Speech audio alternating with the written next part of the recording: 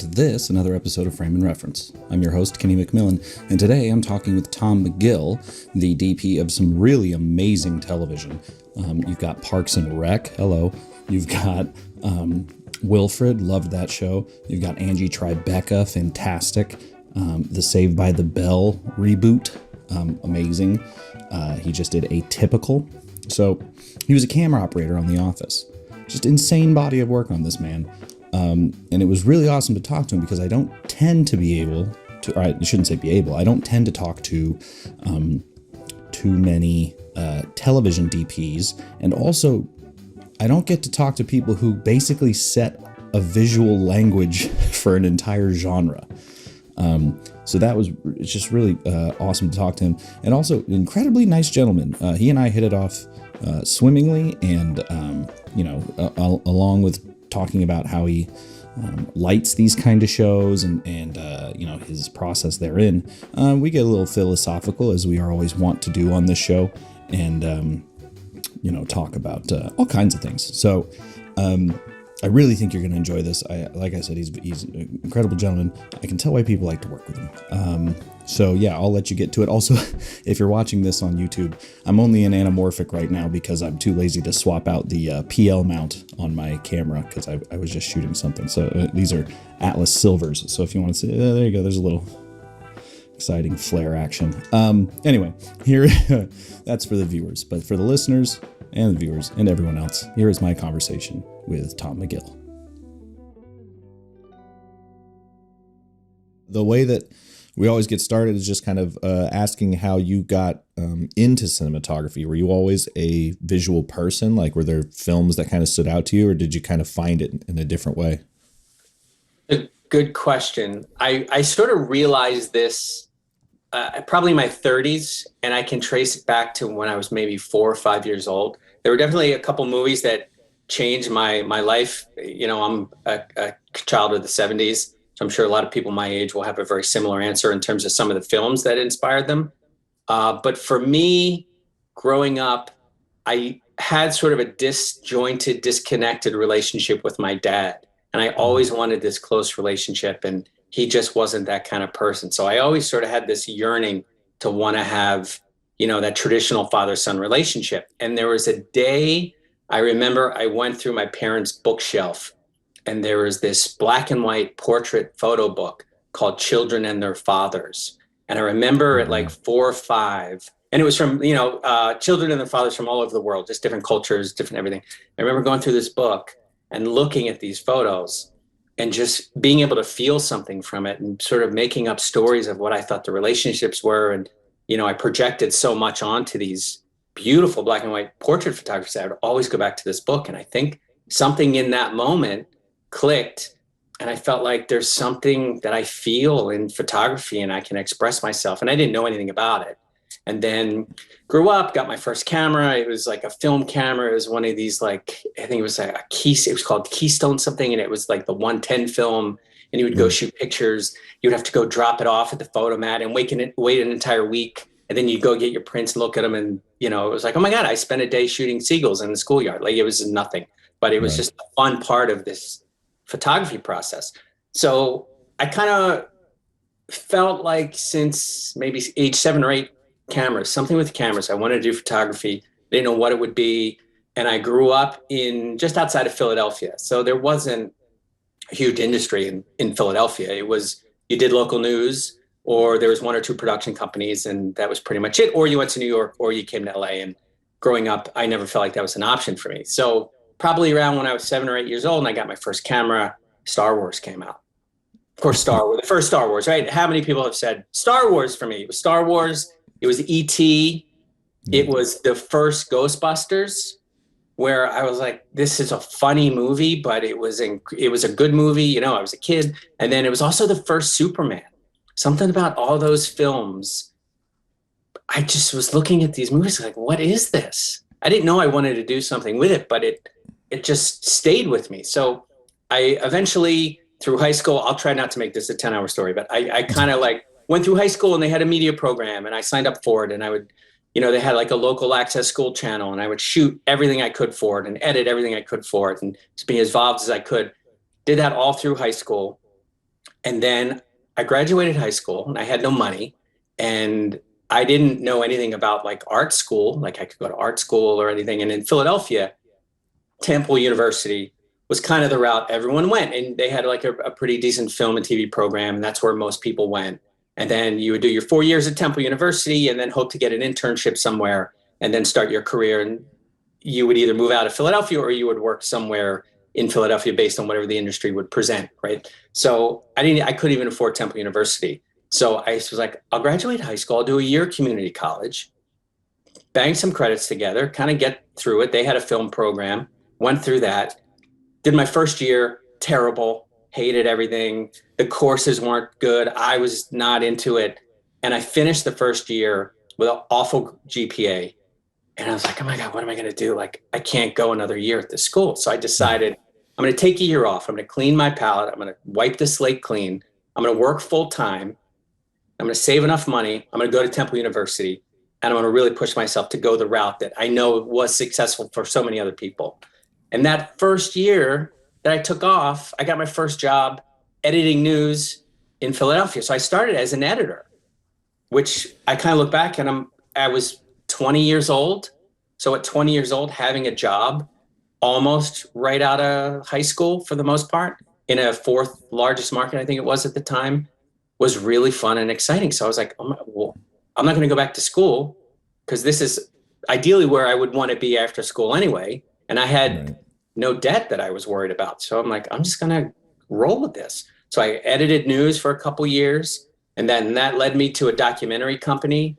The New York Times wanted to own and, like programming. So they started this little documentary company in Philadelphia because it was cheaper than having space in Manhattan, but it was still close enough where they could work back and forth.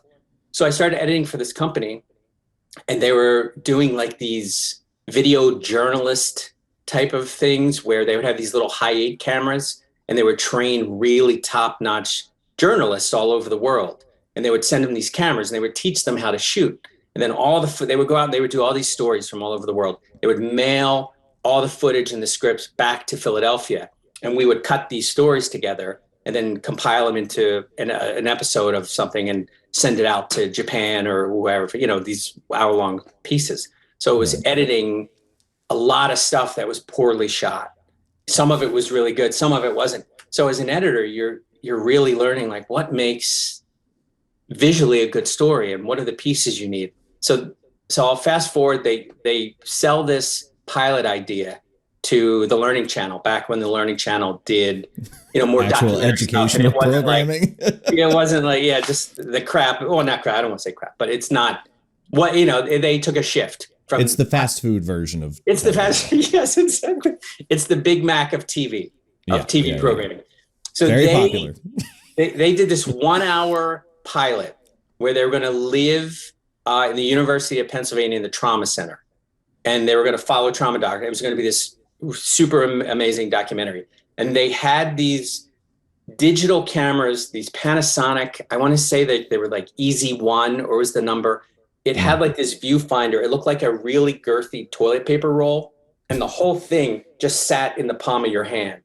And it was a one-man band thing. And it was the next step up from like the high-8 video. So it was like mini DV almost, but at the time, which was mid 90s, it was like a big deal.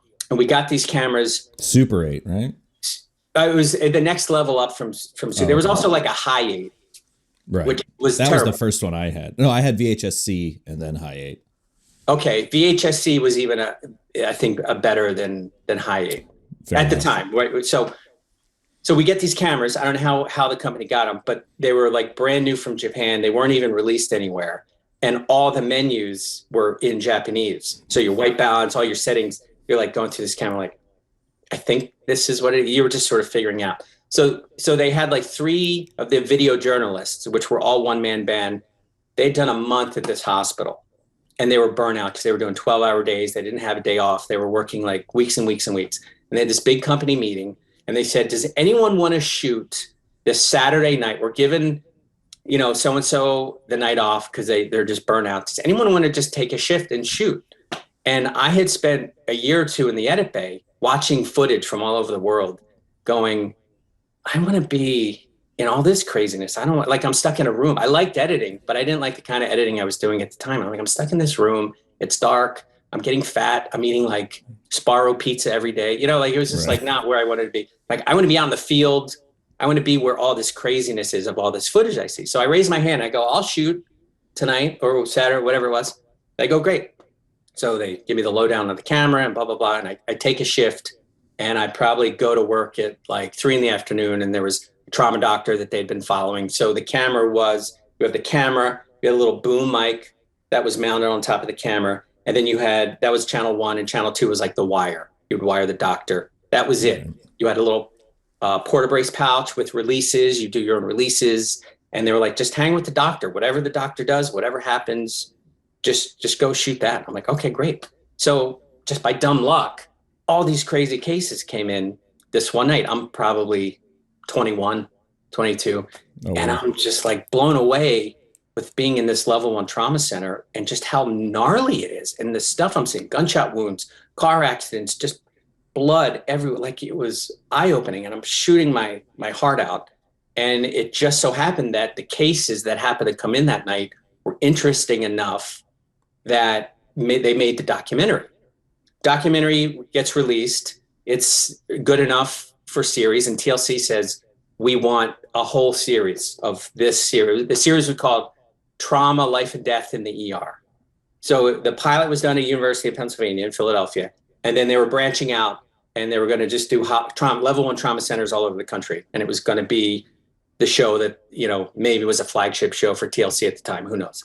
Right. So they come to me and they're like, we need a shooter. Do you want to go shoot on the series? And I was like, yeah, please. I would love to go shoot on the series. So from news to documentary to then shooting, that's kind of where I started. So I basically started my documentary career as a photojournalist, or however you would want to, video journalist classify it in this world.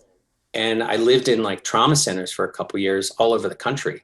And then that spun off into the same series with paramedics and just crazy shit I saw in a couple years in trauma centers.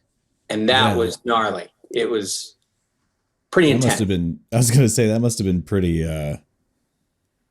that'll change a person. That'll change your perspective on life.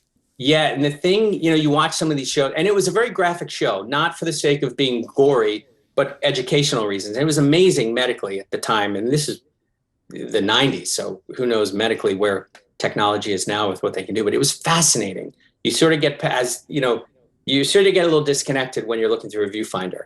Doesn't quite seem as real as when the camera's down and you're just experiencing everything. You're looking through the camera and you're figuring out the shots I need. And luckily I had all those years as an editor because I was always thinking, what pieces do I need? How am I going to tell the story? And blah, blah, blah. They go perfectly. They blend perfectly hand in hand. So started as a shooting documentaries, you know, really sort of low budget, I guess, documentary stuff. And I was in Las Vegas at UMC Trauma Center doing the same show. And I was sort of burnt out a little bit. And I met a DP from San Francisco, and he DP'd, I think it was, I don't know what season it was. It was maybe season 2 or 3, the San Francisco Real World, when the Real World was sort of new and they hadn't had 30 seasons. And it was like this really big deal. And I was talking to him and I'm like, and by this point I had moved to LA and I knew no one. I had sort of moved to LA to edit TV commercials, and that blew up in my face. And I was shooting again. It was this whole weird thing. So he says to me, you know, you would be perfect for this company that does all this reality stuff. And this was back in the day when you could not find reality TV on your channel. Like you really had to search for it. It was the show Cops, which was maybe one of the first reality shows, and it was Real World.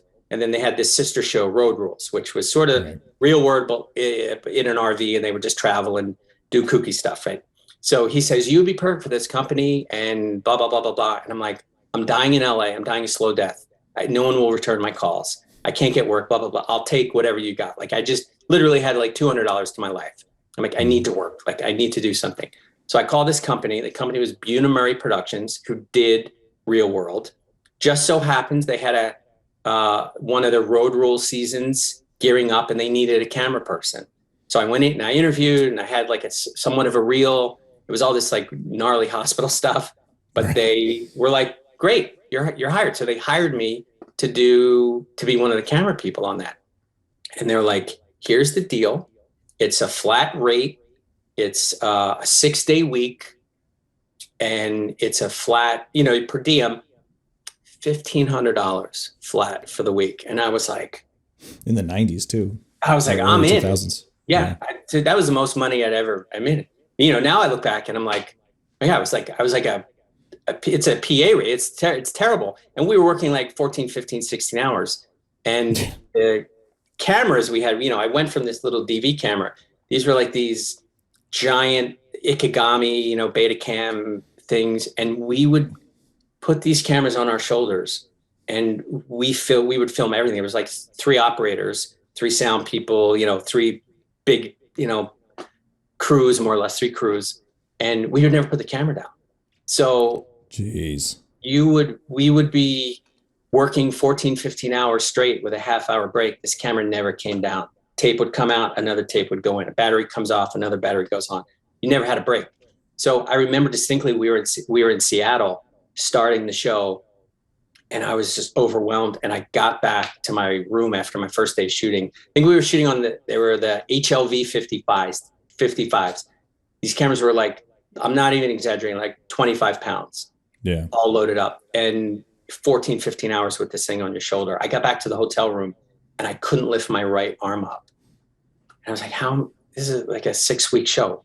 How am I going to do this every day? Like, I was almost in tears. I was like, I'm never going to do this. You work the muscle out, you force through it, you build up a tolerance. So I sort of went down this reality road, not planning on it, just because it was a job and I needed to pay my bills. And I was like, well, I'm kind of traveling and I'm meeting like really fun people. And I went down this reality road for 10 years, traveling the world and just doing crazy shows. And the quality of the shows maybe weren't the best in terms of content, but the experience, the life experience in terms of handheld work and documentary work, like we would shoot everything like a documentary.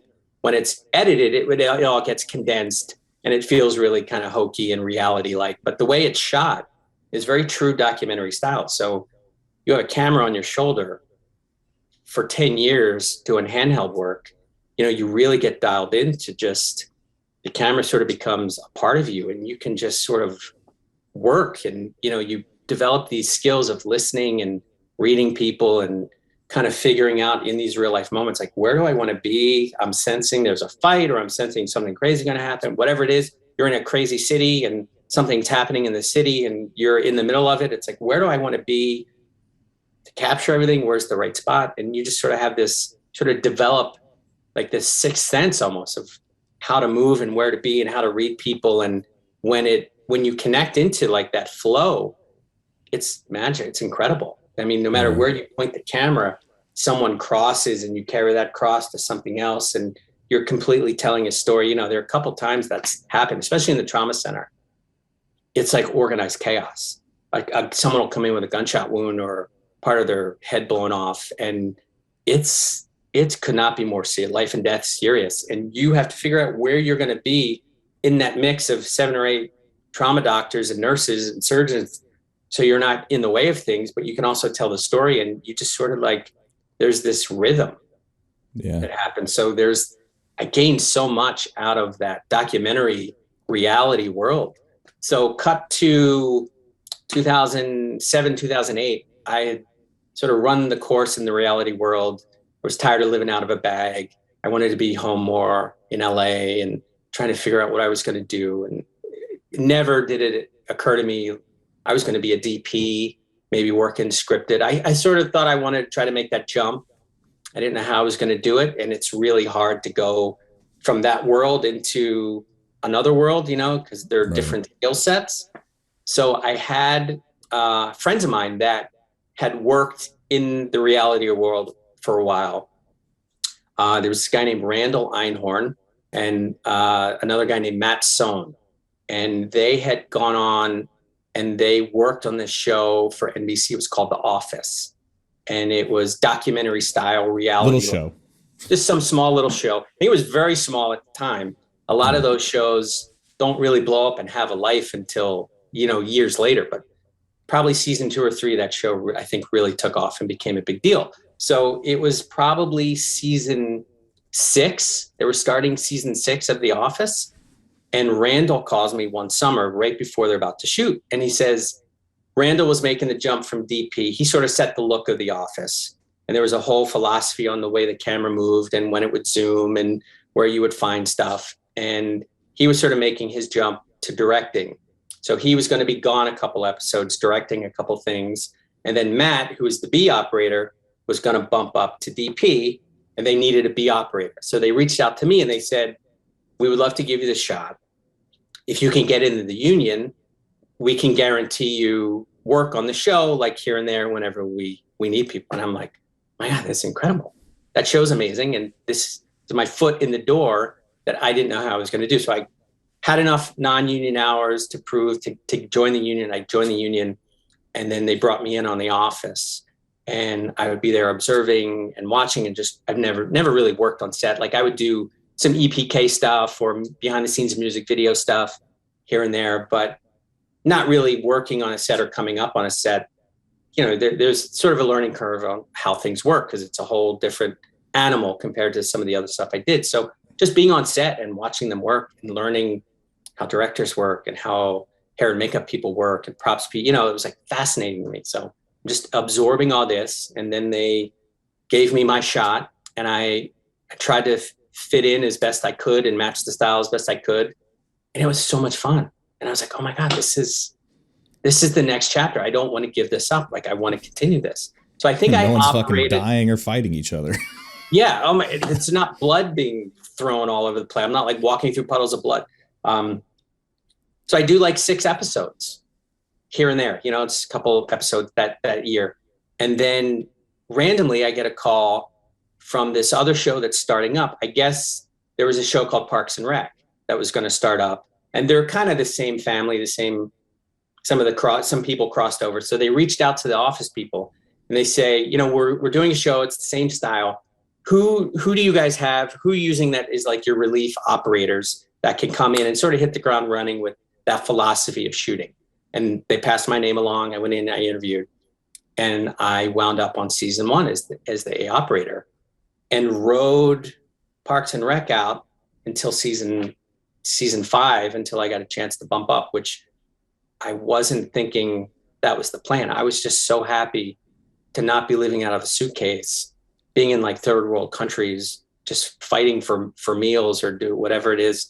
And I'm like, this is such a better life. And I love the content. I love the people. And it's my skill sets carried over, but it was challenging in a different way. And on those shows, as an operator, you have so much freedom. It's not like, okay, we're this take, hold the 2. We'll do a couple takes so we like it. We'll punch in for the close up, and, the way more traditional stuff is done. Right. The camera, zoom lens, you're pulling your own focus. You're reading your sides. You're learning the scene. You have to know, on this line, I need to be here. On this line, I got to be over here for this. You're whipping around, and they give you the freedom on The Office and Parks and Rec.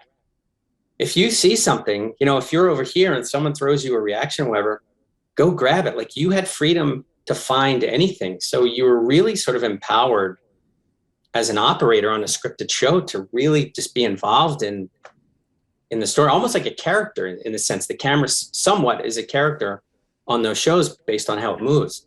So you're the audience. You're the audience. You're seeing it for the first time, what the audience is, and you're choosing what they're going to see and how they're going to react. And those little zooms just sort of add on those shows. I think I heard on The Office when they were, maybe it was the pilot or before the pilot, they were trying to figure out what the visual style was going to be. I think I heard they shot scenes handheld traditionally without any zooms or whip pans or any of that stuff. And then they looked at the scene, and then they shot the same scene with the zooms, and they cut it together. And the stuff with the zooms and those little accents of movement felt funnier, and it made the show funnier. So this is what we're going to do. This is now the language, and they sort of worked from that. So sort of having learning a sense of timing, and still you have to be in the right spot. It was amazing. So Season 5 comes along, Parks and Rec. I remember season 3, I was operating, and there was a DP who was in there I had this memory. We were in Ron Swanson's office, Nick Offerman's character, and we were, I think, an hour behind, and we were trying to set up some special shot.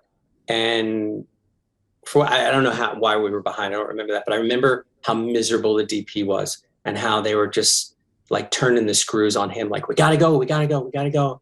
He was just miserable, and he was sort of like barking at his guys, like, we got to hurry up, set me a topper here, do this, whatever. And I remember just sitting there having my shot that they're lighting to, thinking, I never want to do this. I never want to be a DP. This looks miserable. Like the pressure and the stress, like, I'll come in, I'll shoot, I'll have a blast as an operator. I go home. I don't take anything home with me. And that's what it's going to be. And I'm totally happy with that. And I'll just try to work on really fun shows. And then season 5, they were looking for a DP, and they were like, I've been here since season 1 and I know the show. And they gave me the chance, and it changed my life. And now I look back and I'm like, I'm now that guy getting peeled in the office trying to set toppers at the last minute. You know, like, that's me now. I'm that guy. Right. So that's sort of how I started as an editor doing news, had this weird whole middle part doing crazy stuff. And then I wound up, here I am 10 years later, shooting some movies, some, mostly comedies. The intent wasn't, when I was a kid, to go, I'm going to grow up and I want to DP half-hour comedies. Like, what a great life that would be. It's so specific. Like, it just sort of led me here. Yeah. I've said, when I was in college, obviously I was editing way more than I was shooting. They were having us do kind of everything, obviously. And I've said, especially now later in life, editing other people's stuff, learning to be an efficient editor, or a quote unquote good editor, has made me a better camera person, probably more than studying cinematography. 100%. Especially editing your own stuff. Yeah. Well, and it just makes you so much faster too, because you can sit there and go, I mean, it's hard sometimes if the client or the director doesn't believe you, but it's a lot easier to sit there and go, trust me, we're not going to use this. We don't need to set this up. And they're like, no, it'll look cool. Trust me, we don't. We're not, it's not going in the edit, especially if I'm the edit. That's been a sort of blessing on my lower end budget stuff, is like, I'm usually shooting and editing. So it's like, I can just be like, trust me, we're not. You're never gonna believe me on this one. That still happens to this day, and sometimes we shoot that stuff anyway. We're in some weird shot. We're like, we're never going to use this. Yeah. Whatever. It's part of the process. Yeah. When earlier when you had mentioned the sort of like Star Wars Ghostbusters kind of era of filming, I've noticed that whenever we think, I mean, film is a relatively young medium, but it seems like, at least popularly, we always talk about sort of that late 70s, early 80s, and the late 90s, early 2000s as being like these two eras of filmmaking that were really formative for most people. And I'm wondering, my theory has always been that's when the studios were actually, trusting directors to just make whatever they wanted.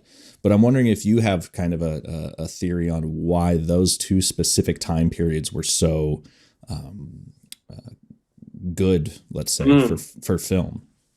That's a great question. I don't think I have an answer for that. I would have to put a little more thought into that. There's nothing that just comes to me off the top of my head. Yeah, because my thought was always like, go ahead. No, it's interesting to be able to pinpoint it to those two eras. Yeah, in my head it was, in the and I could be making all this up, but from what I remember of film history, it was just like in that sort of 70s era, they were both spurred on by new technology, but also the ability for a director to take like a script and go, all right, I'm just going to make this in the studio. And all right, because, you had the Paramount case and all that stuff where they had to really distance themselves from all the various sections of the film, distribution and creation and all that. And then on top of that, bump into the 90s, 2000s, it was the advent of, better editing techniques and you could, visual effects and stuff. And I think that period where you couldn't rely on visual effects, but you could put in just a little something to make it extra in a background extension or whatever. And indie film in the 90s. Yeah.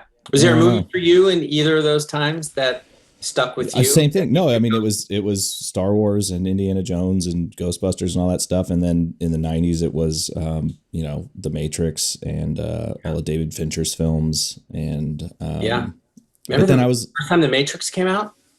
It's like, what's what that? is this? The first time The Matrix, the Oh first yeah. one. What it was like when the iPhone came out. What is this thing? It's incredible. Yeah, it was, there was a lot of, plus I was like starting to get into indie film, like Kevin Smith's. I know I'm not supposed to say this out loud, but Kevin Smith's films really did get me into filmmaking because it felt accessible, you know. Yeah.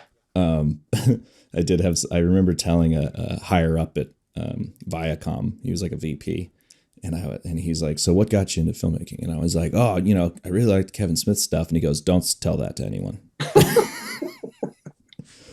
No offense to Kevin. I think Kevin would know why.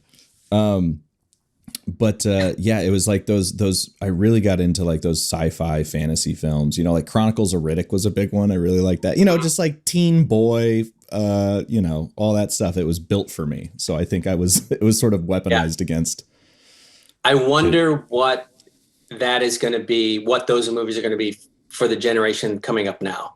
Like in 20 years, Yeah. there's going to be some incredible filmmakers, and they're going to go back to, well, you know, in the early 2000s, this movie really affected me somehow. Like, I'm curious what that'll be.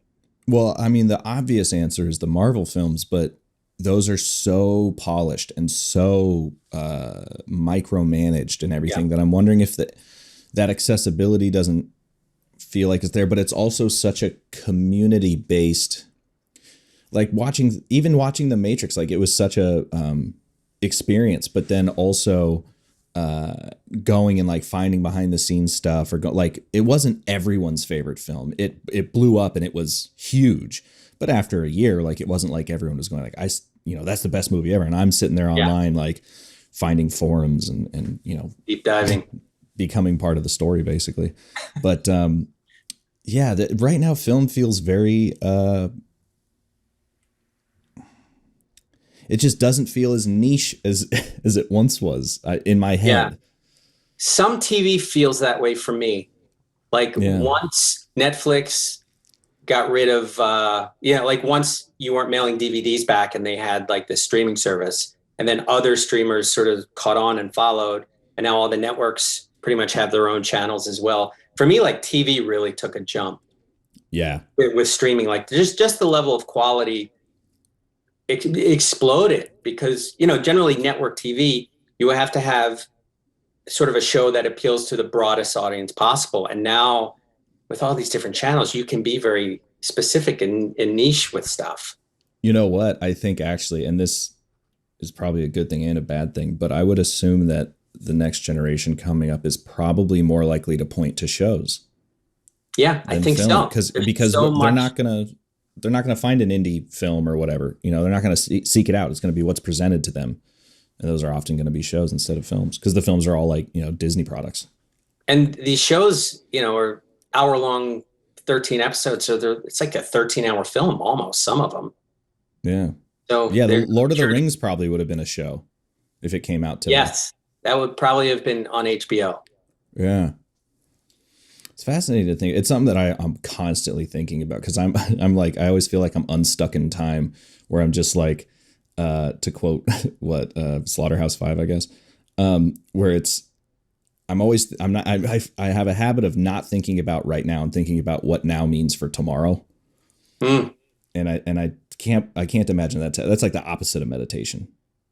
That's anxiety, actually. That's what that is. Stress. It's stress, which leads Stress. to stress eating. Yeah. Oh man, we love a pizza. You know, I kind of wanted, because you've done so much work in like The Office and your Parks and Rec and all these kind of things, and just comedy in general. I was wondering if you could give people sort of tips on high key lighting, because it seems to the untrained eye that that's pretty easy. You just throw a bunch of light in there and it looks good, but it won't look good. It's going to look It won't cheap. look good. Yeah, and it looks flat Yeah. depending on where you are. See, and here's something that I find that I'm really excited about, the way comedy has sort of moved. I feel like the needle has shifted a little bit in terms of the look of comedies, even on network TV. When I was coming up, everything was very flat lit, super bright, super colorful. And I think it was thought, you know, there is a theory that still exists that, you know, brighter, really poppy colors is funny. And that's what comedies have to be. And I Right. feel like because of a lot of the streaming services and because of the different stories that you can now tell that don't have to be very broad and, generic, you're able to give different looks to stuff. So for like The Office and Parks and Rec, I'll speak morely on Parks and Rec because that's where I spent most of my time and DP'd there, but it was Right. definitely modeled after the style of The Office. They don't want it to feel lit. It's supposed to be a documentary. So a documentary crew isn't going to come in to a city hall and light up everything. You're just going to play off of overheads and pretty much maybe an interview, you'll set like a key light or something. So when I connected with my gaffer, once I started DP, I met this guy through a friend. His name is Willie Dawkins. And we call him Willie Dawkins Gaffer to the Stars. He's like phenomenal. He has done everything. And I was interviewing him and we were really connecting. I was telling him about the show. And I was like, what's going to be really hard for you, Willie, is you're not going to really be able to do what you want to do. You're going to come in, we're going to light a little bit, but we don't want to light. They don't want to light anything. It's not supposed to feel lit. So here I had this incredibly experienced gaffer that I would love to light with, to learn from. And I'm like, just don't do what you would want to do. Like, we'll figure it out. So he was like, okay, I think that was sort of maybe interesting and something different for Willie. So thank God Willie's been my gaffer for 10 years and he's phenomenal.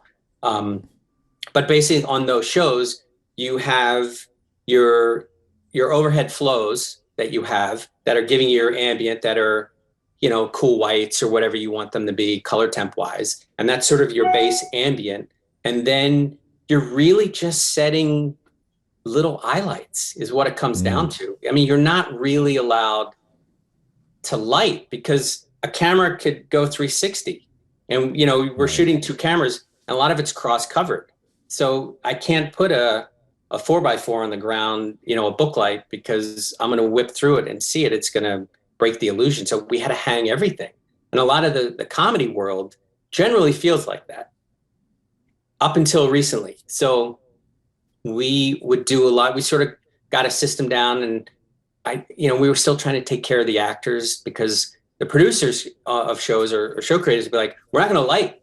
They're going to be in an office and the camera's going to whip around and we're going to cross cover and it's going to be great. And we're going to shoot, like 9 pages a day and it's going to be incredible. And it's all great in theory. We were going to head towards is how fast we're going to do everything. Yeah, it's going to be so fast and we're not going to light. And then if you talk to the actors are going to be like, whoa, wait a minute. We're not going to light?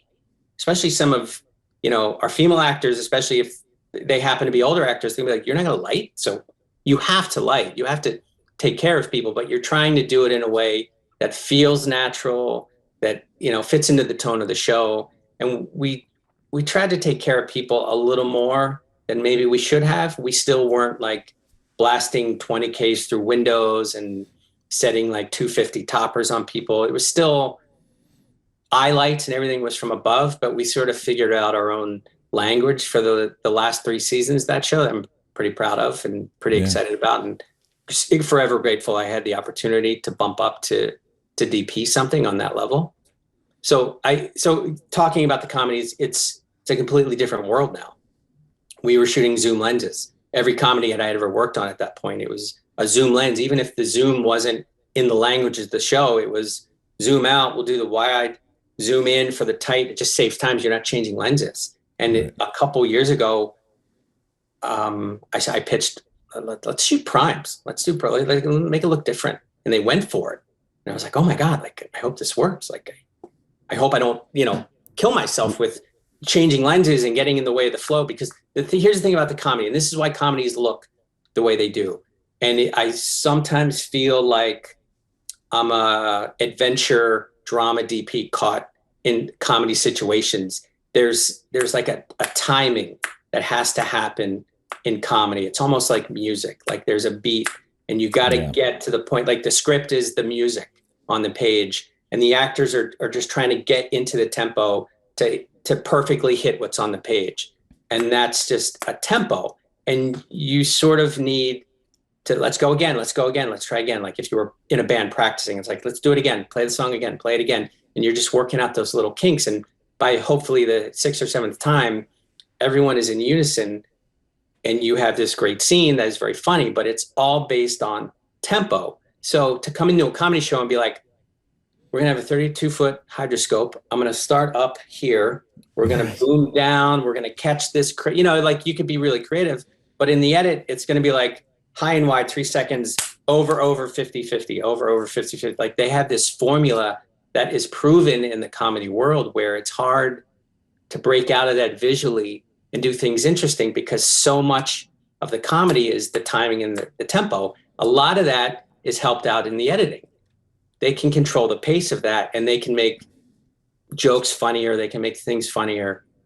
So shooting comedy is challenging because you want to be a great cinematographer and bring something different to it. But it's all based on the comedy. And if the show's not funny, it doesn't matter anyway.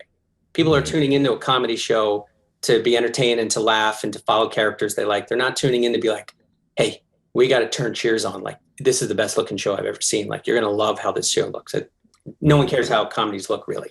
But to be in that world and to be trying to change that needle where let's maybe shoot directional if we can and shoot on some prime lenses. And, maybe we do have the book light and we did key from, just to kind of change it up. And there are a lot of other comedies I've watched that are doing that. I feel like it's slowly shifting, which is exciting.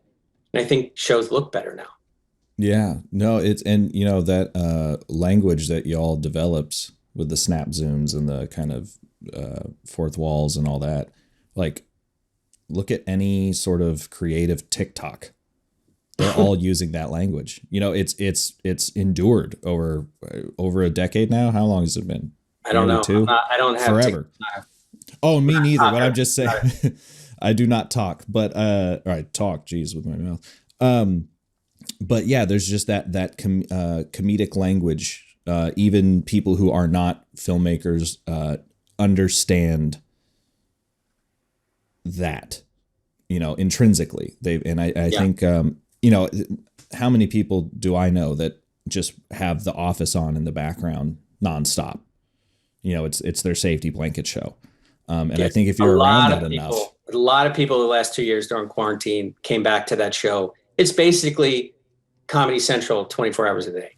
Right. They just rerun every episode ever. Yeah. And it should be the Office channel. It's not really Comedy Central anymore. You should just say The Office. MTV has ridiculousness. That's the only show that they ever play now. They should just change it to the ridiculousness channel. Yeah. But it's just fascinating how that became the thing. But to be fair, that's, a product of the time and stuff. And like you're saying, now they're starting to push it a little bit. And I'm wondering if when we finally make that, let's say, full transition to whatever this new look for comedy is, if people will do the old man shouting at clouds thing of like, yeah, it seems too serious or whatever, like it's not what I remember comedy looking like.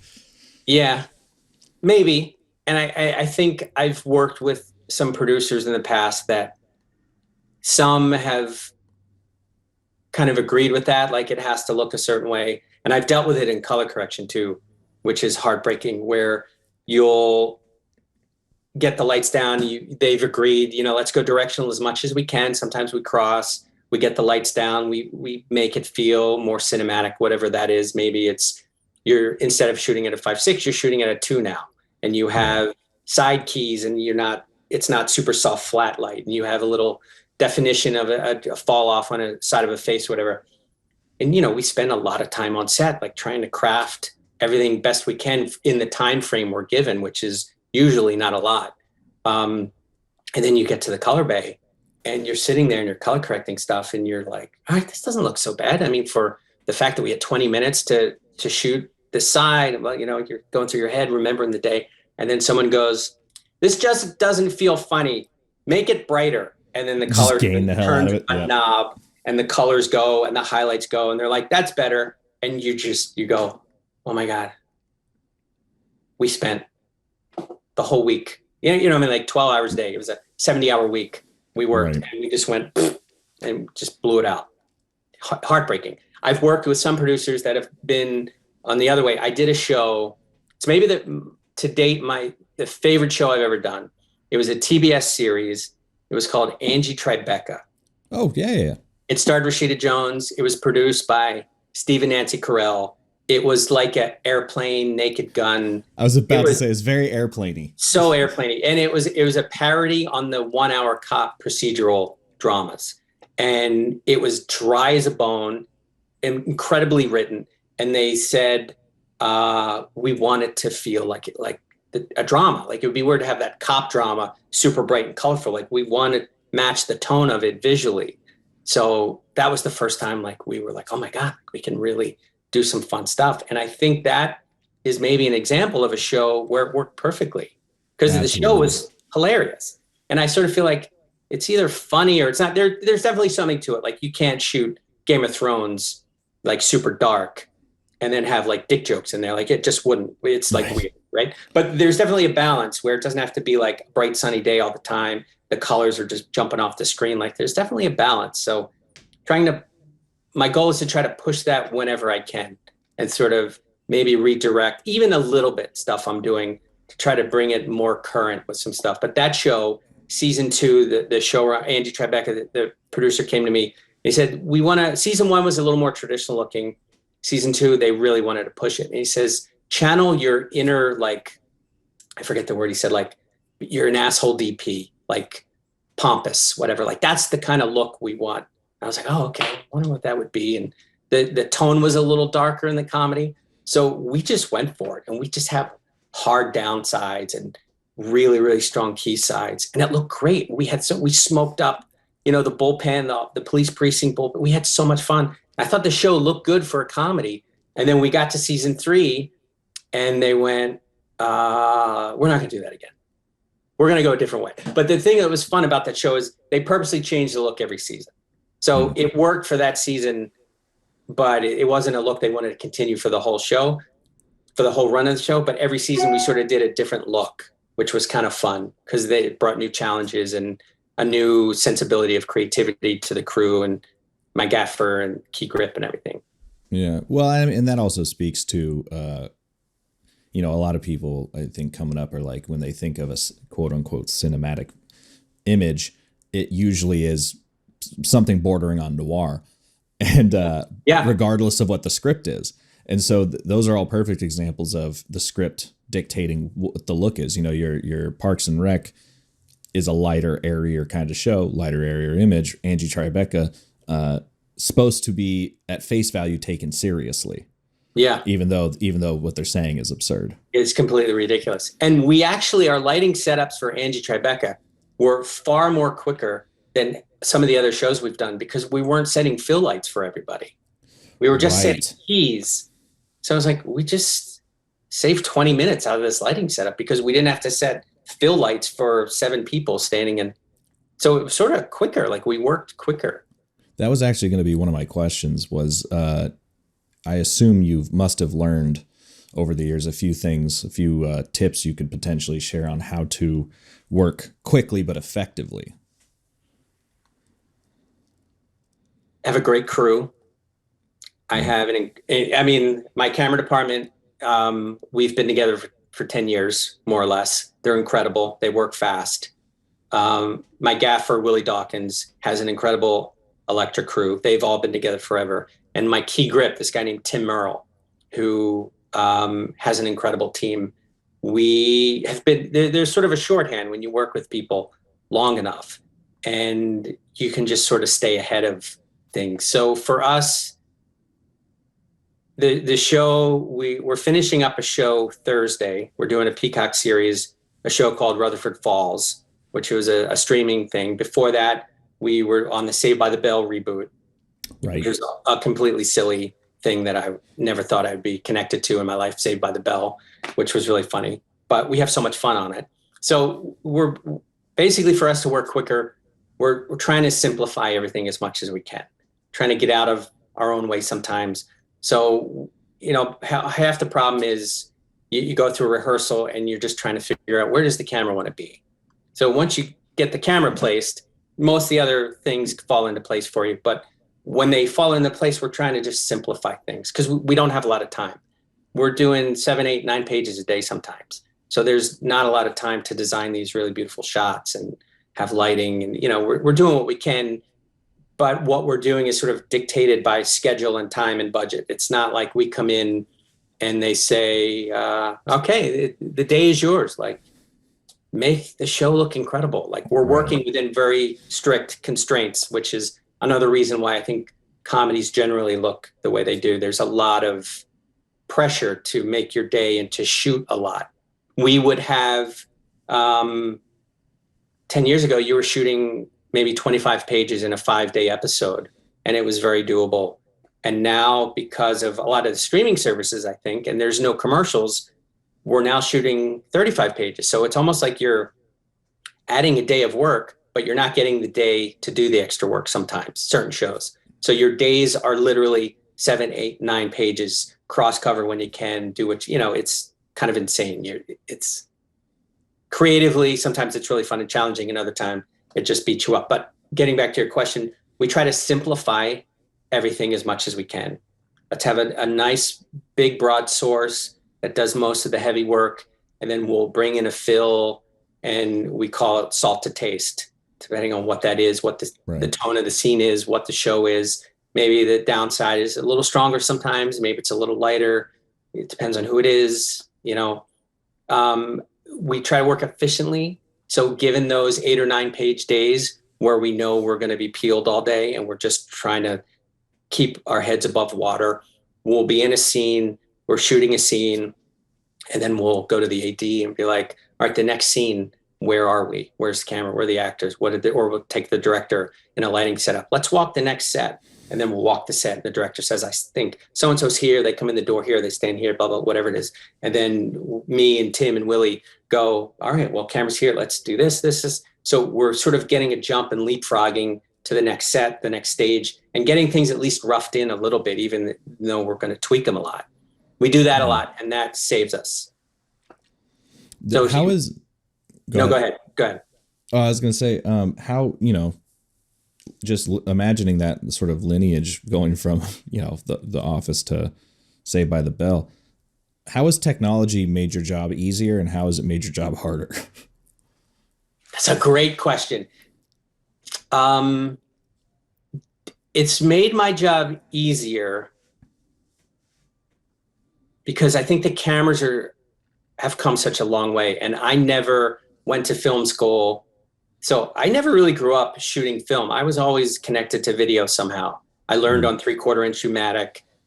The cameras were tube cameras. So if you went through a light, there was this giant streak and you were like, oh my God, now we got to fix it was like a huge deal if you caught the 70s any light. Music video look. Yeah, it was just smear everywhere. So when the CCD cameras came out, it was like, guys, you can point these in lights. It was the biggest deal. Everyone was just pointing them in lights because it didn't break anything. It didn't ruin anything. But we had digital. I've been working on the Sony Venice pretty much since 2019. I did, and I know everyone's on the Venice now. No one knows that. Everyone's surprised to hear that the Venice is the camera right now. Yeah. Not DPs, but other people who are tangentially interested. It's the Alexa and the Alexa Mini and the Amira. Those are really it was the Everest of digital cameras, and they're beautiful cameras. I never got into red. I spoke to some colorists when the red was new, and there was a lot of issues with some of it through post, and some colors are the green channel is always a nightmare. And sometimes, there's this thing, and I was starting out my career, and I'm like, I have enough problems. I don't want to deal with that. So I never went down the red route, although I know it's a beautiful camera now, and it is probably perfect. But I just sort of veered toward the Alexa. And then I had the opportunity to do a feature, and the Venice wasn't even out yet. And they approached us to see if we wanted to use it. They had a couple cameras, and it was the beta software of the Venice. And we sort of tested it out, and we were like, it's sort of a gamble, but let's do it. Why not? So I shot my first feature on I think the feature I did was the first feature ever officially shot on the Venice. Was that Moxie? It was Wine Country. Oh, okay. Yeah. Which was Amy Poehler's feature directorial debut. Right. So we shot that on the Venice on the very first beta prototype, and it had a couple bumps along the way, but it was just they were still developing software. And once they ironed stuff out, it was incredible. And the tech support we had was phenomenal from Sony. And it's so getting back to your question, the technology saves me because I love the Venice, because I love the dual ISOs. It's a dual ISO. I love. I like the image. They're all comparable. You have the same dynamic range. It's not like one is superior than the other. Basically the same. You're going to get a great image whether you shoot Venice, Red, Alexa. Just personal preference to certain things, right? Especially so for once you me, hit the grade. yeah, the dual ISO, because sometimes we show up and it's like we're going to do 9 pages today, and we have 2 company moves, and we're in practical locations. It's like worst case scenarios. Sometimes I'll go to with Tim and Willie, and I'll say, let's get a jump on the next set. Let's just turn all the practicals on. I'm going to go 2500 base on the Venice. We're going to have all the ambient we need. We'll dim some practicals to get where we want. And we'll just take like a little 2-foot Astera tube. We call them torpedoes. We'll put them in like these little cardboard softbox housing with maybe some opal or whatever. And we'll just slide a little key side in. And it saved us. We would have 5-minute lighting setups, and we're waiting on cast to go through the work. So like, we're ready to go. Like, we're here, ready to go. Just when they get here, just put everyone through. And it's literally saved my ass so many times, being able to go to 2500 and not having to light sometimes. Like, I would prefer to light things and make things look a little better if I can. But if it's the 11th hour and you have 3 pages to go, you do what you have to do to make your day and survive. So I love that about the Venice. And I love, this is such a little nothing thing, the built-in ND, it starts at N3. That is not a little thing. That game is changer. Yeah. It's a game changer. I'm always like, let's throw N3 in. And, Trey comes out and everyone works quick. It's not like it really holds you up, but I hit a button. Still like a minute. Yeah, it's like incredible. So it's such a small little. Well, and the Venice has the variable, right? Where you can just like kind of micro-millimeter your way into where you want to go? Or is it just that I don't know. Just the FX9? It could be the FX9. Yeah. Unless my crew's lying to me. I'm going to see tomorrow at work. I'm going to talk to, I think it just 3, 6, 9, it just works its way up. That does sound correct. Cause that's what the C500 does. That's what the Alexa does. That's what no Reds have built-in NDs, which is silly. But those are absolutely the most important thing to me. If I'm buying or renting a camera to shoot on, it must have built-in NDs. Yeah, it's so great. It's so convenient. And I haven't had a chance to see the new Venice yet. I'm super excited to get my hands on it for some project. Yeah. How much does the obviously the larger sensor just gives you a more detailed sort of softer, not softer in the like a diffusion sense, but just kind of gradation wise image. But how much does something like 8K matter to you? Let's say you're shooting a feature. Like, do those higher resolutions really make a difference, or is that more for maybe the producers or maybe the distributor? That's a good question. We've, all the streaming services, everything has to be 4K. Right. That's sort of the standard, which is great, and I remember I've accepted that. Yeah, you've gone from HD to now 4K. That was a huge jump. There's so much detail. Actors are going to look different. They're not going to like the way their pores are. Like there's all this conversation for years. It's too sharp. It's too sharp. So I'm happy to stay at 4K. If it's a project I'm going to do where it's going to be a lot of heavy special effects and a lot of blue screen work or whatever, I'll happily go 6K or 8K just to have more info to work through the post process. But you're also, especially on the half-hour comedies, you're not doing a lot of visual effects work. And the higher you go in the resolution, you're just jamming up the pipeline with more cards, more drive space. There's I think a financial aspect to the end of that too, based on what you're doing. And the kind of the world I'm in right now, 4K is completely fine. There have been times we've rented cameras that do 6K for a certain scene because in the script it was, this is a motion control shot. People get out of a car and they do this thing, and then we have to do plates of these people in different things, and the camera just has a continuous move, and then they will affect, whatever the shot was. This was a show we did. And it was like, oh my God, wow, that's going to be incredible. This is going to be so much fun to shoot. And then we were like, yeah, that's going to be a motion control. And it's probably going to take a couple hours. And I'm like, okay, great. You have 1 hour to shoot it. We're not doing motion control. So it's like, oh, okay, well, what do we do? And we basically landed on a variation of what was written. and we shot it 6K just to have the info, and then they visual effected up and came out fine, but it was a little different than what was written initially. Yeah. When you're in the grade, I've over the old pandemonium, over the Panda Sanctuary, I was doing a lot of color grading because I couldn't get out and shoot. So I had the skills and the tech here, the calibrated monitors and everything. And so I was like, started hitting people up like, hey, if you have something that you shot before we all locked down, I will color it for or we all die. Time. Yeah, I'll get it out there. And so I've been really interested in coloring over the past couple of years, but I'm wondering if there's anything that you notice when you're in the grade that helps lead to a more polished, sort of traditionally film-like, not film-like emulsion, but television movie image. Is it all about sort of keeping the dynamic range kind of squished down but still a little stretched out, or is it just we throw windows on everything, or what kind of are you doing? I think it's maybe a combination.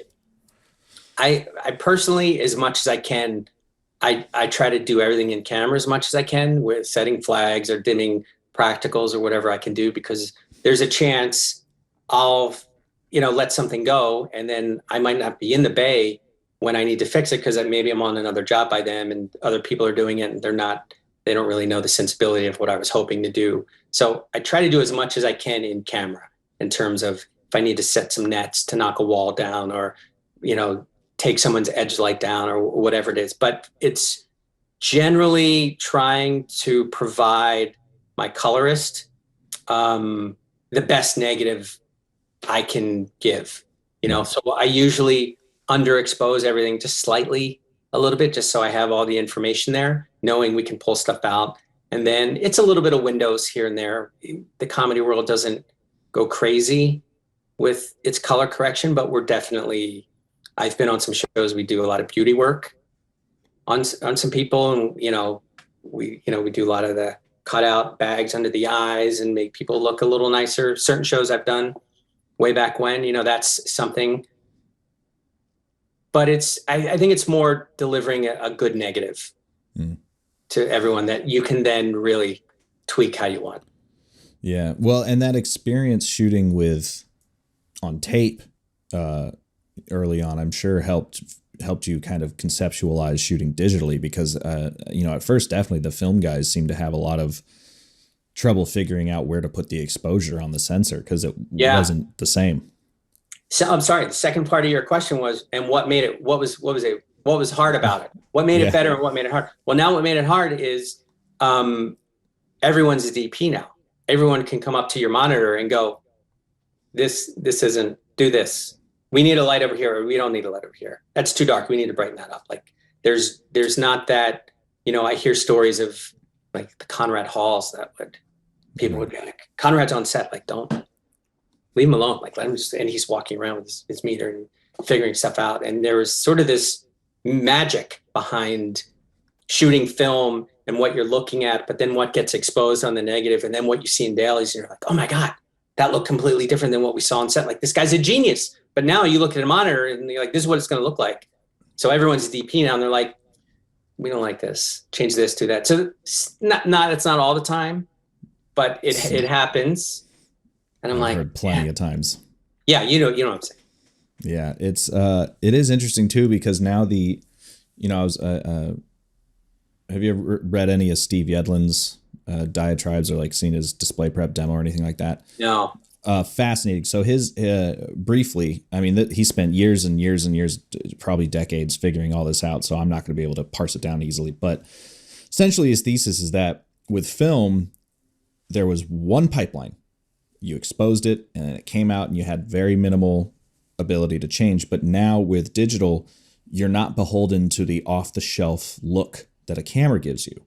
You can, it's just data. You can, all cameras are, so you can, once you get in the grade, do whatever you want and make it look any way that you're trying for. No one camera they give you different starting points, but they're not like inherently changing the image.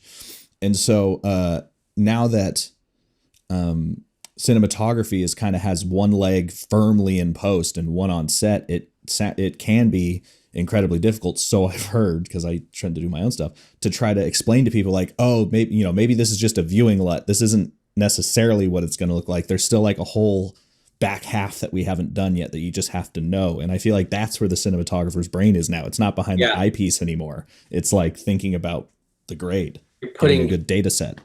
Yeah. Another thing that was sort of a wake up call, sort of along those lines, which I'm going to try to connect with, is you think, at least when I was coming up, like, oh my God, cinematographer, like you're just, it's images, you're telling the story visually and you're doing all that. It's so much more than that. It's managing people. It's less of that. It's more managing people. It's more the politics of the production and just dealing with people than it is more, you know, like setting frames and lighting. And, you know, there's so much more to that than what it was. And a lot of that is sometimes calming people down and being like, it feels a little dark now. It's not going to be that way. Like, it's fine. Or you're reassuring other things about the frame. Like, this will be this way. This will look that way. It's a daily occurrence. Do you have a DIT on set usually? I don't have a DIT. I wish I did. And here's something really interesting that someone told me.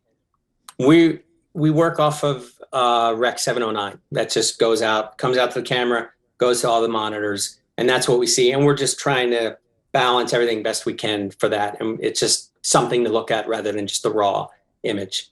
So having a DIT is a luxury. I've had a DIT once or twice and it was great, but shows don't want to pay for it, mostly because when you get to the pipeline, you do whatever you want anyway. And I've been in color correction sessions where our colorist has put his grade on, and you know, this isn't a season one show. Maybe it's been going a couple seasons, and they're not happy with it. Just doesn't feel like the show for whatever reason in this scene. And they'll say, go back to the dailies. Like, we liked how the dailies looked. And I'm like, the dailies are just Rec 709. They're not, that's generic. And one camera's a little green, the other one's a little red. Like, don't look at the dailies. Like, we should be figuring it out here. That's sort of a struggle sometimes that you're dealing with. Yeah, it's challenging. But someone told me once, because you can create a lot, and I'm going to try this at some point. You know, you have an idea what you think the show is going to look like. Maybe you have a LUT in mind. You want to sort of affect something with, put it on, create it, whatever it's going to be, and put it. And I've had a producer tell me this works. So I'm kind of interested to try it. Yeah. Put the LUT on whatever you think it is. Doesn't matter. Hopefully it's not crazy enough where people freak out. But you'll spend your time with the LUT through dailies and this frame grabs that get sent out and the post process. People will slowly get used to the way that show looks rather than the Rec 709. You've been living with this show for months and months and months. And then all of a sudden you get to the color correction process. And if you do something that's not quite what the LUT was or vastly different than the LUT you had on, sometimes they go, this just doesn't feel like the show, because they're so used to what it looks like. Right. An interesting story I had that I heard, I assume it's true. There was this NBC show called AP Bio, which interesting grade on that show, right? Really interesting grade. I remember watching it going, wow, this is incredible for a network comedy. And it wasn't even streaming. It was on prime time, had this super interesting grade. And I heard that that's sort of what happened. Like, they sort of put this LUT on, the DP sort of, you know, interpreted the show like, this is what I think it should be. It was a beautiful looking show for a half-hour comedy, but it had such an interesting color grade. And by the time they got to the actual color grade, I hope I'm correct, I heard that they were so used to that being the show that they left it. And then that was the look. That's what the show looked like. Yeah. It was very like pastel and kind of I feel like there was a lot of cool blues in the blacks too. Like, it was really creative and unique for a comedy. I kind of liked it. I really liked it. Well, geez, do you remember the like sort of what I heard called the Vice effect, which was everyone was shooting log, but no one knew how to color it. So it just went out that way and people started to get, oh man, there's like a whole genre of TV shows, not like television shows, but like Vice type stuff or music videos or just kind of maybe lower budget things who were inspired by that, where they were shooting log, had no clue, about color correction, no clue that the image wasn't finished. And that became for a while there, like the professional look, quote unquote. Oh, wow. Because these professional cameras were kicking out this super low con thing. And so they're like, yeah, that's how we know it's fucking, like, luckily Resolve is free now. So people are starting to get into it. Is that what you use? You use Resolve for all your stuff? Yeah. Yeah. Premiere is not anywhere nearly capable enough to like, you can do very big, even the way it handles exposure isn't like correct. It just like, I feel like everything in Premiere is very gross, like in the not gross like icky, but just like aggressive, Okay, right. And so, whereas Resolve is very subtle in very many ways, but also like you're saying, like making your own LUTs and being able to load them into the camera, and I come up with like probably 2 new looks a week just goofing around with like test footage that I have, and it's a lot of fun. Yeah, I need to sort of experiment more with that and sort of see if I can push some things on maybe some future jobs that it would sort of fit with, and sort of see if that theory really holds true. Yeah, I mean that I've definitely heard of everyone gets married to whatever they see first, and then anything that changes, they're like, oh, but I like, because I assume they're talking themselves into liking whatever it is. Yeah, because everyone's always stressed out, like, oh, is this going to be for good? me? Okay, I think it's good. That would be like one camera's slightly green, the other one's slightly like magenta. It's like, no, we don't want that to be the look. We want to fix all that stuff. It's like the producer goes like, no, I thought like this person's mindset was green and theirs was, but I like that. Yeah, he feels envy. Yeah. Envy.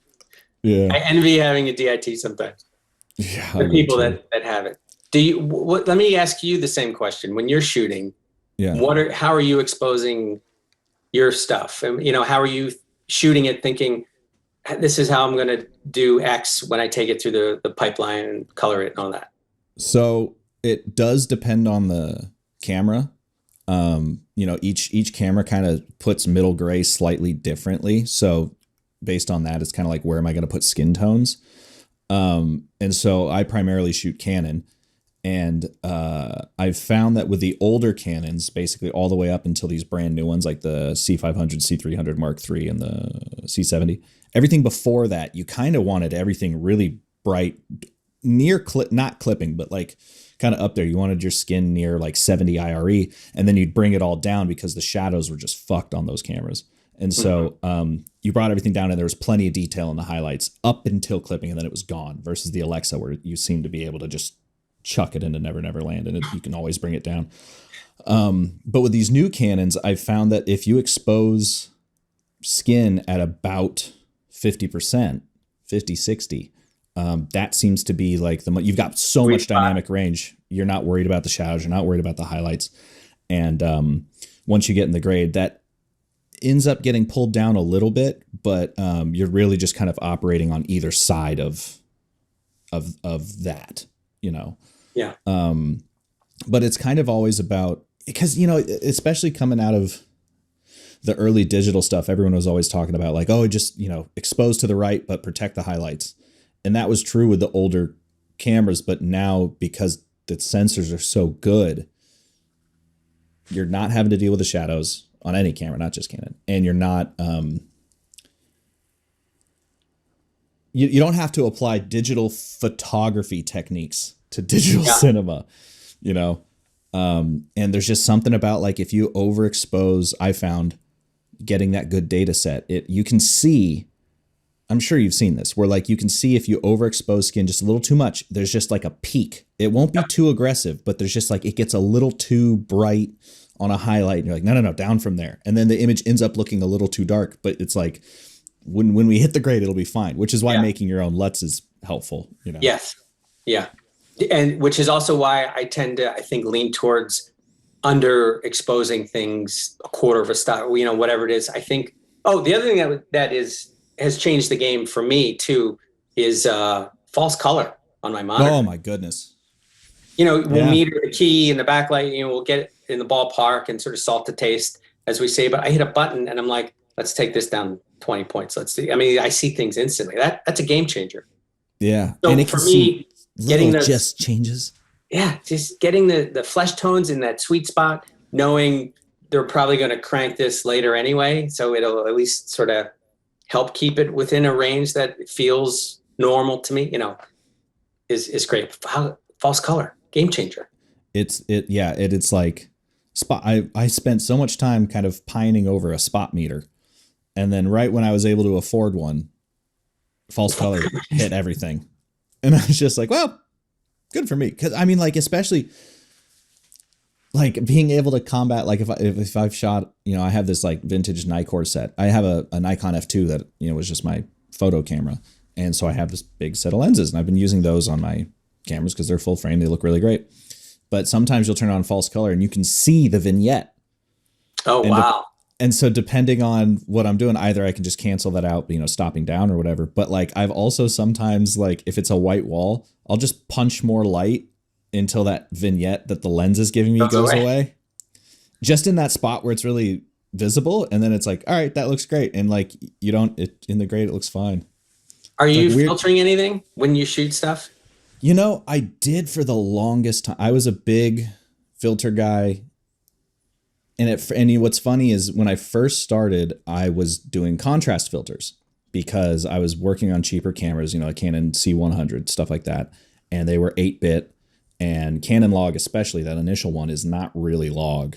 It's more like 709. And so I was just trying to squeeze as much dynamic range as I could onto the sensor. And so I was buying these contrast filters, and then that led me into diffusion filters. And then everything started to get really soft and fuzzy, but I thought that looked great. And then now, no, like the large sensors, the full frame sensors, like give you a soft enough image that I don't find that like filtration, you don't need it. And also I used to hate, like, don't do it in post, get it in camera. And certainly for lighting situations, that's true. But like you can mimic a lot of filters, not all of them. But you can mimic a lot of filters in Resolve, especially diffusion, contrast filters, stuff like that. And easily too. And they're not processor intensive anymore. Computers have gotten to the point where 4K footage, XFAVC or ProRes especially, very easy to grade. And these OFX filters or whatever don't tend to clog up my system anymore. So it's not like a consideration when it comes to the edit, like, oh shit, I can't play back this in real time because blah, blah, blah. Because, if that were the case, I'd just go straight back to filtration. But now I'm sitting on a whole bucket of filters that I don't really use anymore. Just keep them just as souvenirs. You're going to sell them, or? There's still a look, they're still nice to have. But I just, in general, I'm sure there's going to be something where it's like, it's all about time though, right? Like, do I have the time to do that? If not, throw a that's true. Pearl on there, glimmer glass. I was a big glimmer glass. When glimmer glass came out, and we wouldn't use heavy stuff, but sometimes you want to help people out or whatever. You throw a quarter or an eighth in or something, even sometimes a half, depending on who it was. And the glimmer glass, you could shoot, if it was a day exterior and you were working with some people that needed a little help, just take the little curse off.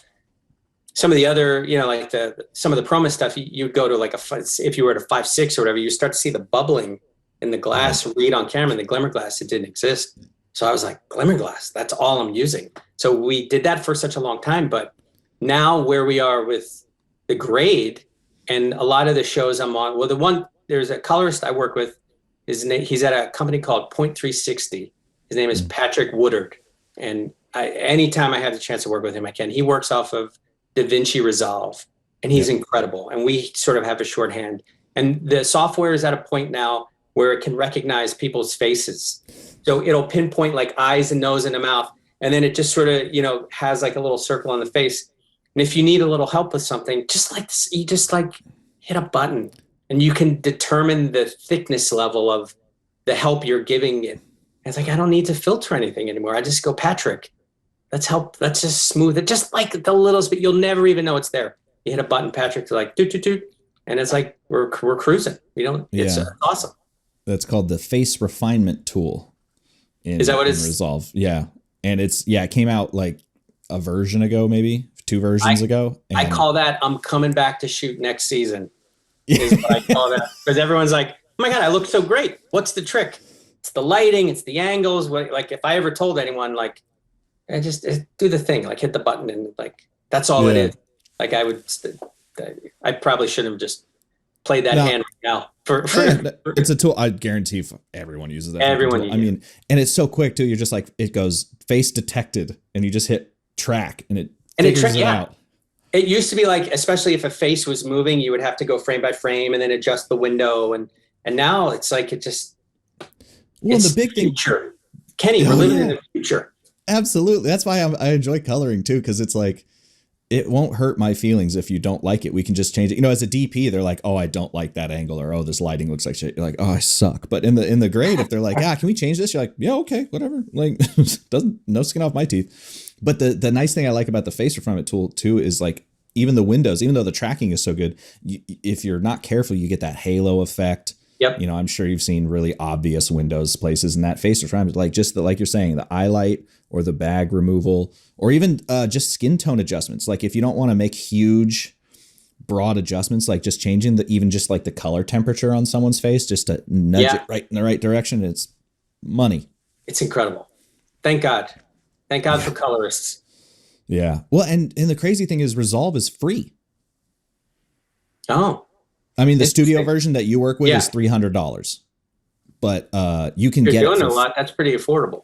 Yeah, and it's just to use like 4K and like 10-bit, and some of those, I'm sure Face Refinement is locked behind the studio version, but $300, or buy a Blackmagic Pocket and they just give it to you. They're like, here you go, have the software that used to cost 15 grand. You know, the future is now.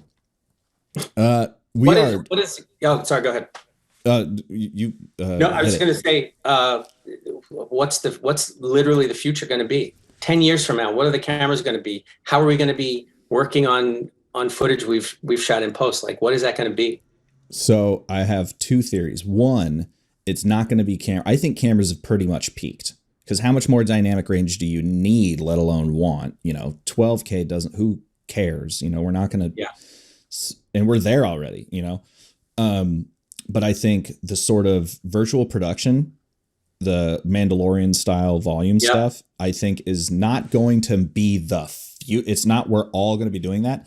But I think your traditional studio stages are probably all going to be outfitted with some version of that. Yeah. Not to take over like that first season of The Mandalorian, but to just supplement in the way that, you can build a set and then just have that be your set extension or whatever. And you don't have to travel. And, returning to why all those stages were built, we own it. You just park it here. It's cheaper instead of having to fly to Bangladesh, Yeah. Every studio, I think, should build a stage that is just a stage of just those walls. So you can go in and do driving stuff or whatever you need. It's just easily accessible on every lot for every production. That would be amazing. Yeah. So I think that's a big part. And I think, machine learning in the sense of editing, probably color, but like imagine editing this podcast. Right now there's no feature where when I talk the camera switches to me and when you talk the camera switches to you in like Premiere, like an auto cut. Yeah. But there are things that are similar. So I think that type of stuff is going to be more available, or the face refinement tool. That's like kind of a machine learning thing where it discovers faces. There's another tool in Resolve where you literally just take a little pen tool and you just draw over like someone's body and you just select like hands, shirt, hair, face, and it auto masks it. Wow. And tracks it. I need that I need that now. Before you post whatever you're going to do with this, do that to me. Throw a line through me and like clean me up a little bit. I could use a little. We're going to polish this up. But yeah, so I think those virtual production screens and just machine learning when it comes to certain editing, but also color correction, I think are probably, because at a certain point, and this is, I think, what is exciting to me, going back to the original thought of what was it about the 70s and 90s that were really cool. we're going to have all the tech and all the shiny stuff's going to be gone, and we're going to have to go back to just filming really good scripts. Good stories. Yep. It all comes down to story. And I think that's really what's exciting, is the writer is finally going to have their moment where it's like, well, we can do anything. I guess we have to care about the story. No more like, I mean, I love, flashy sort of action, your John Wicks, although maybe John Wick's a bad example, because that's like very specific kind of genre. But like, I like a quote unquote dumb, maybe Chronicles, or just spectacle, I that's totally built for me. But I do miss, a little bit more of attention to writing and making you feel a certain. You know what I've been doing is buying a shit ton of Criterion Blu-rays. Over the pandemic, I think I bought half their collection. Wow. Just because amazing films, amazing curation there, but the behind the scenes stuff. I was raised on behind the scenes featurettes and EPKs and stuff. And director's commentary, all that stuff. Yeah. Yeah. I remember those days. They're still here. They're still making them. It's just, they're harder to find. We're a little bit over, but I really appreciate you spending the time with me. We can definitely have you back and keep chatting. Thank you. I had a great time.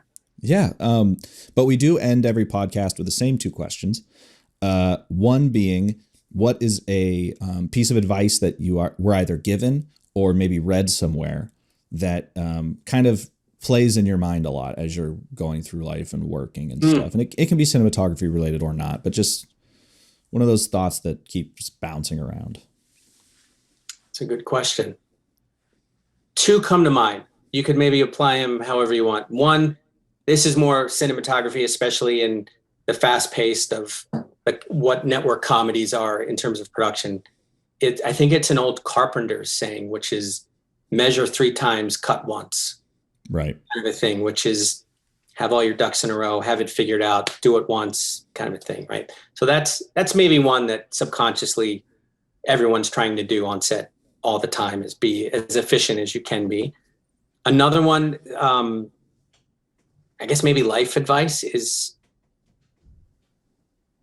kind of, someone told me once, follow the heart, follow what makes you happy, because you could chase money, you could chase jobs and make money, but in the end, you're not going to be fulfilled, or you're not going to be happy. If you follow your heart and you do something that you truly love and enjoy, the money will eventually catch up to where you are with it. So go after your dream, follow your heart, pursue what makes you feel alive, kind of a thing. I would say maybe that's some good life advice. Absolutely. Yeah. And especially the measure 3 times, cut once thing is like, more broadly, pre-production is really important, everyone. Have a plan.